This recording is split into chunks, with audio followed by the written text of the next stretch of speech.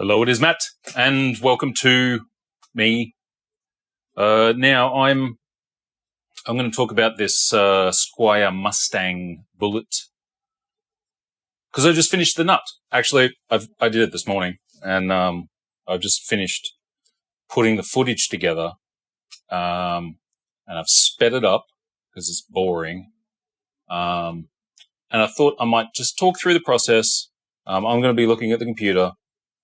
I'll put it up somewhere here so you can see what I did. I didn't realize the camera was quite so close. So you kind of miss a few things, but whatever. That's what you get. That's what you get for $0 these days. So I will just start this thing. And maybe at the end I'll go through the tools that I use. Just in case you want to do it. This is just how I do the nuts. I've seen lots of people do different ways. You might be like, that's a bit fiddly. And it is, but this is how I like to do it. So hopefully this footage works. So this is me. Now I'm just taking off the strings at the start. So they're all pretty loose. I just put a couple of pieces of leather. Sorry, vegans. Just to protect the finish and the wood on each side of the headstock or each side of the nut. And then I use another piece to loop back under the strings because I lost my little spacer that I had. I had 3 of them and now I have none. Just to keep the strings away from the part where I'm working on. And so I've got to remove this nut. So I'm just giving it a wiggle with some sort of soft jaw pliers just to see if I can get it to move a bit. And you can kind of see, I never noticed, there's a bit of a gap under the nut already. So I give it a bit of a wiggle and I give it a bit of a tap just to see, and I could feel that it's a bit loose. And I couldn't find my proper punch, so I'm using a little dowel to sort of give it a knock from the edge. And it came out pretty good. So that's that. That's the old nut, and that goes in the bin. Actually, it went right here. I've got it here. And then it's time to clean the slot. And because this is a new guitar, there really wasn't that much carnage. Like a lot of the time, when you replace a nut, depending on the nut and the style and the person, there might be some unknown glue in there. Some people use hide glue. Some people used a tiny bit of tight bond for this one. Sometimes you have to use super glue. Crazy people use epoxy. Maybe don't do that, but just a tiny bit. So what I'm doing here is with a little offset chisel is just cleaning out the slot, getting all the glue out because glue doesn't really like to stick to glue. And this is, I just checked whether the frets, the nut slot is actually flat on the bottom because Fenders actually have a curve. The curvature of the fretboard is underneath that slot as well. Because when they do the frets, they do the whole thing at once. But Squires, for some reason, a flat slot. So that's the nut blank I was using, and it was too fat. So I went over to the belt sander and made it the right size. And it's pretty snug. It's not too snug, and it's not too loose. Because if it's loose, it'll tip. You don't want that to happen. But so I've used a slot, and you can sort of notice it hangs over the edge a little bit. I do that on purpose. So once it's fitted and it's seated right, I use this pencil. I've cut the pencil in half. I didn't cut it, I sanded it exactly in half. So then I can rub it over the frets like you see. And it makes a mark akin to where the string line would be. So I can see that there's a bit too much meat on the top of that. So I go back over to the belt sander and just take a tiny bit off. Hopefully you can see that. Maybe not. Camera was too close. Lighting is terrible. Anyway, so and then I refit it. And so now the next sort of step is to mark where the E's will go. And I base that on feeling, honestly. I kind of get them so there's enough sort of wiggle room to do a little bit of vibrato. It's a couple of millimeters if it's anything. Just so it's off that bevel of the fret, and maybe a millimeter more. Or depends on the guitar. I also did another guitar where I had to put them in quite a bit because the fret ends were quite soft. So every guitar is different. So don't buy those pre-cut nuts. Sometimes they work. Most of the time they don't work. So I'd prefer making them from blanks. That is bone, by the way. Again, sorry, vegans, but it's what I had. So what I'm doing here is fiddling around. I'm trying to sort of picture where the E's want to go. And then I mark, with the string, I mark each side of the string. And when I pull the string apart, you can see where the string was, and that's where I'm going to start the mark. And I use a really, it's like it's a razor saw. It's really 0.1 of a millimeter or something stupid. But it's just to mark where that slot wants to be. And I do the same on the low E.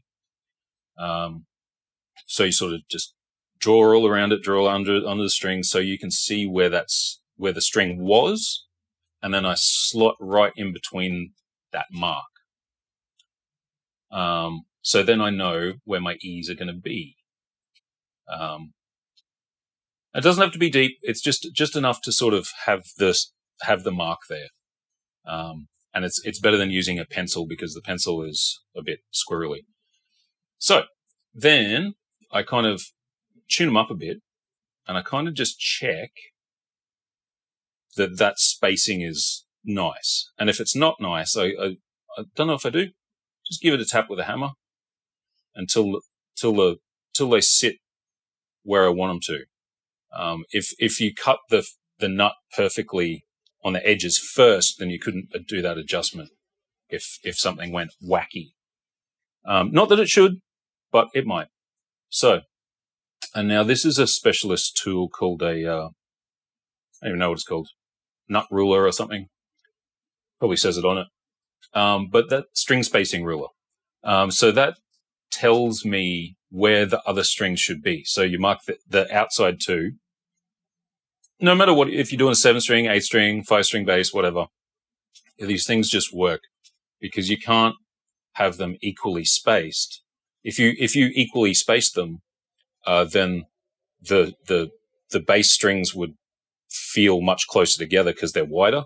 If you space the centers evenly, if that makes sense.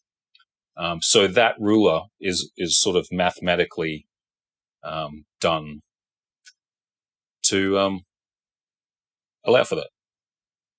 Anyway, I didn't invent the ruler. I just use it. It does have slots in it. I don't like using the slots. Personal preference. So then I've marked it and I've used that same saw to just sort of cut little notches where the string center will be. And then I've put the strings on. I cut that out for some reason. And now they're pretty much up to pitch. Not really. Just enough tension because I'll be roughing the slots in. I do this very gradually so I don't screw it up because I've screwed up hundreds of these things. Sometimes you just have a bad day and you just got to do it again and again for ages. But I don't think I screwed this one up.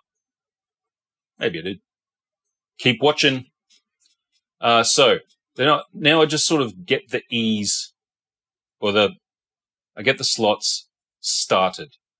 So, see, I'm using quite a small file for that. I like to just give them a bit of a home to go to. And then I can see by looking down, how the spacing's going. And if I just use the big file straight off, if something was too close or I mismanaged or something I didn't like, if you start small, you can kind of move it a bit. If you go gung ho with the big sizes and your spacing's wrong, then it's in the bin and you got to start again. So that's how I'm doing it. So this is a bit tedious to watch, and I've probably bumped the camera too many times, but it's just getting those slots a bit wider and a bit deeper every time. And I should have backed the camera up. Sorry about that. So you can sort of see me checking the heights. Checking the heights, I hold it down. I fret the string on the 3rd fret, and that way I can see the gap between the string and the 1st fret, and that should be, like I said last time, almost nothing as a measurement. You can get all the little things out. You can do all the testing. I've got a pretty cool one actually. Got this little guy that has a little gauge on it, and it stands on the thing. You can see, but it's a faff. Anyway, so you just sort of you rough them in. You get the right sizes. Do a bit more work. And when I've got them sort of roughed in like this, so this is nowhere near good at the moment. We're just sort of getting it close. Kind of see that I kind of put my finger in the way. So if I hit anything, I'm hitting me. But generally, I've done enough of these that nothing happens. So these nut files are kind of 10 years old. I need some new ones. I've been making too many brass nuts with them, and they're a bit dull. Excuse my back and forth action. I know the file overlords will be saying, that's not how you use a file. I assume that's how they sound. Too bad. So, nut is roughed in. Okay. And I've tuned it up a bit, and I can sort of see that some of those slots are what I would consider too deep. But now is the time to do, there's my dirty ass bench. I've got to do those edges, because now I'm happy with the spacing. Oh, the spacing is where it is. I adjust it with the little hammer again, just to make sure it's right. And I think that's cool. Now flip it over, and way out of focus. Sorry. The camera was actually like a couple of feet back. I don't know why it's so close. But now I'm marking the edge of the nut with a knife. And where I can draw on it, oh, there, you can see that. So you can see me, I'll take a bit of wood off. Whoops. I'll fix that later. So I'm just sort of marking where that nut needs to get snipped, basically. I don't snip it. I just sort of score it. And then for good measure, I put a bit of pencil lead on it so I can see that mark. So when I take it out now, eventually, I can see where I need to cut it down to. And that then the edges should be sorted.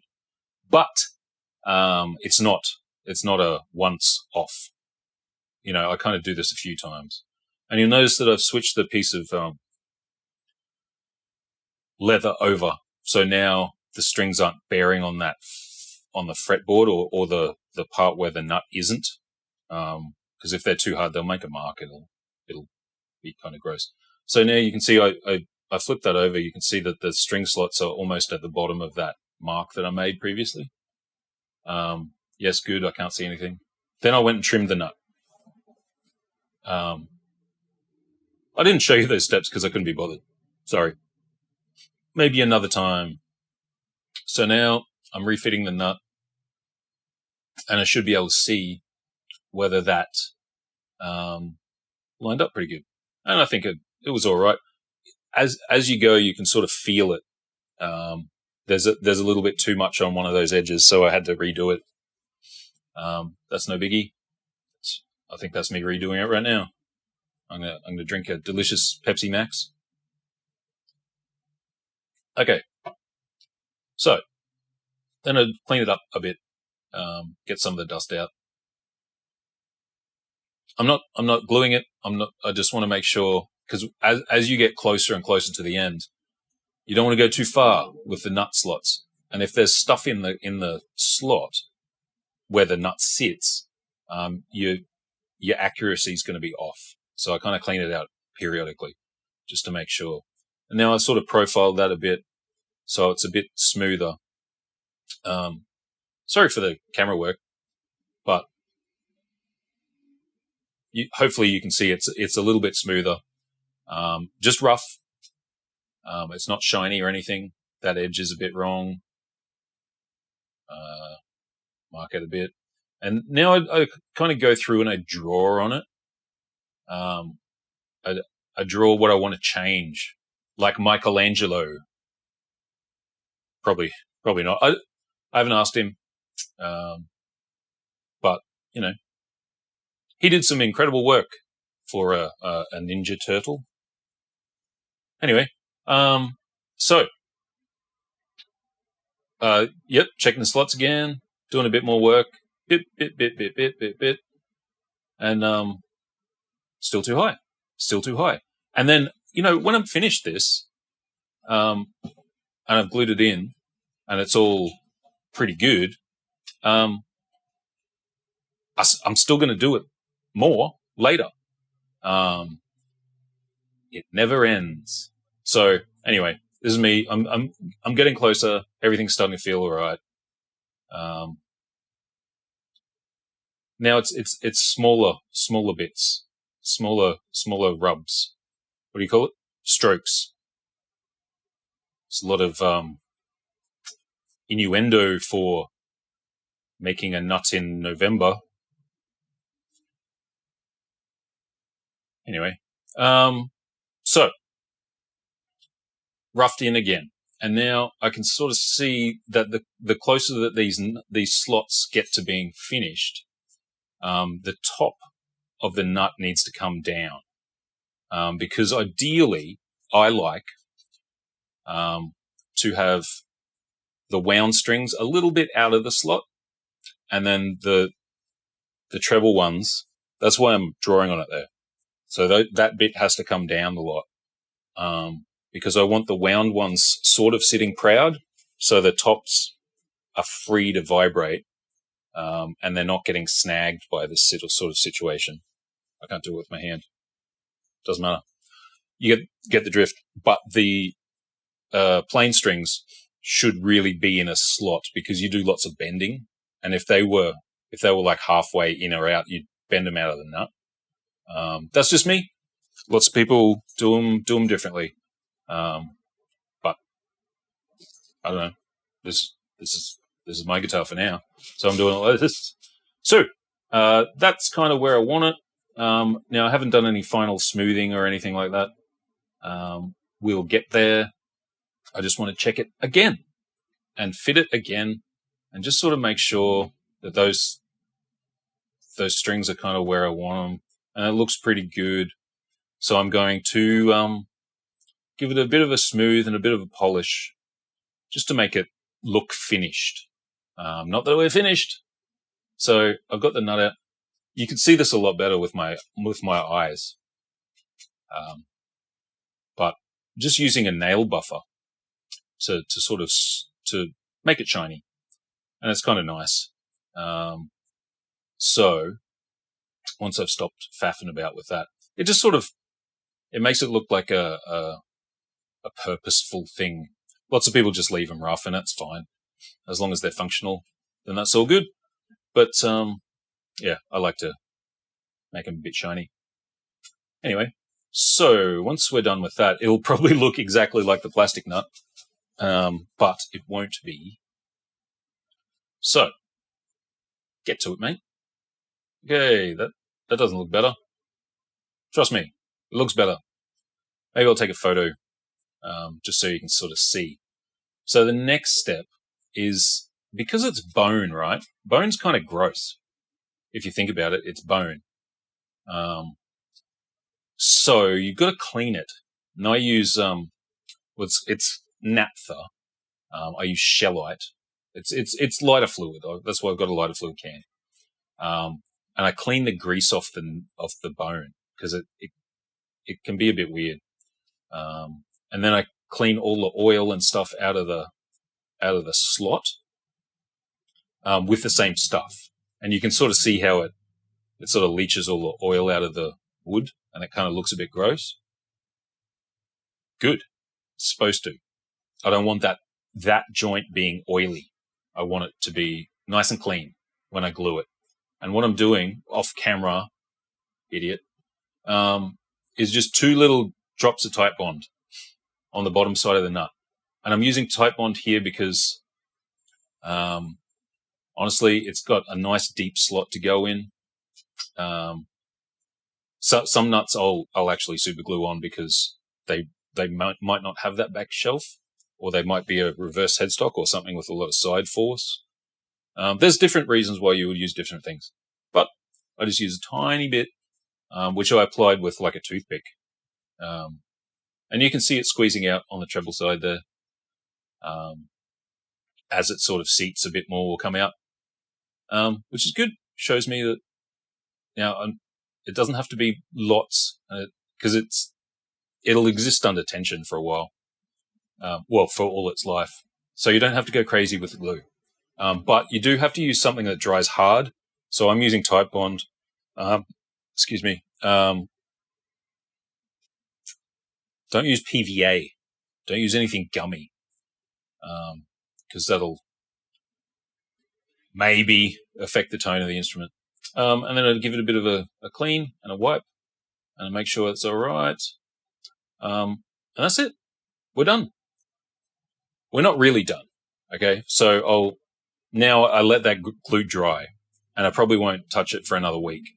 Then I'll go back, and I want to make sure those slots are finished, at the right height, and then I'll smooth them out a bit further. I use this abrasive cord, which is it's good. You can sort of floss out the slots and make them nice and smooth, just so you don't get any binding in the slot. But generally, that's about it. So you can, I've sped that up, and what was that? Maybe 3/4 of an hour to do the whole thing. I could have gone faster if I wasn't being watched, but generally that's the rule, and that's why they cost a bit of money to get made, because it's time and a few special tools, which I will now show you. And they're not that dramatic. So the main ones, okay, I got a hammer. I got lots of little hammers. I just use that to knock it. Don't use a real hammer. Don't use a real hammer. Just a little thing, something to knock it with. I've got these little chisels. These are great if you are into this. Get a set of these. Can't remember where I got them from. Probably StewMac. Soft jaw pliers, pretty handy. These have got like nylon inserts. So if I grab stuff, it won't mark it. Because if I used metal stuff, it's really easy. Plastic nuts are quite gummy and crappy, so you can kind of treat them mean. But if you've got an old nut that you need to get off and keep good, don't be using real pliers or doing any crazy dentist stuff. What else do I use? Oh yeah, oops, nail buffer. Go buy all of them from the shop. No grit. It's not gritty. It's like thousandths of grit. Just to make it shiny, I use a violin maker knife. Just to mark it. You can use a Stanley knife. It's cool. But the main things, and a pencil, obviously. And the marking saw that I use, that doesn't need to be a saw. You could use the knife. You just got to mark a little line. So if you want to get into this or do this, you're going to have to get some nut files. I have every nut file, I think. I prefer these ones. There's just the double-sided StewMac ones. I don't know why. I just have gravitated towards them. Some of the other ones are a bit too weirdly profiled. I don't know. But I'm not going to change it because they work for me. And the other thing is one of these string spacing rulers. You can probably get these on eBay. They're probably just laser cut somewhere. And they will tell you where to put your slots. Don't use weird printouts from the internet. And don't use your eyes. Just get one of these. It might cost you some money, but so will guitar. Anyway, so that's where we're at with the nut. Apologies if this was boring or weird, but life's a bit like that sometimes. So the next steps are actually just giving it a play, I think. I'll do a bit more setup work because I didn't really finish it last episode. I just kind of stopped because I wanted to get this nut done, and then I can go on to proper intonation and proper, just give it a play, give it a think. Because I don't do this with client guitars. I'm not sitting around going, just have a think. Because I'm just moving on to the next thing and I can rotate them through. But if this is your guitar, one of the things that I'm harping on about again and again is taking your time with this sort of stuff. So you will have noticed that I do not take it out of the box and go to a gig. To expect that you can do that is just, I don't know what it is. Capitalism gone mad. You've got to go through things. You've got to think. You've got to digest it. You got to sleep on it. So you could do all this in an afternoon. Don't get me wrong. But we're not. Okay. Methodical and the basics. Get those right, and you can do the rest however much you want. I don't care. Paint it yellow. Do whatever you like. But the basics are go slow and buy the right stuff. And listen to me. And tune in next time. That's it. That's your content. Hope you liked it.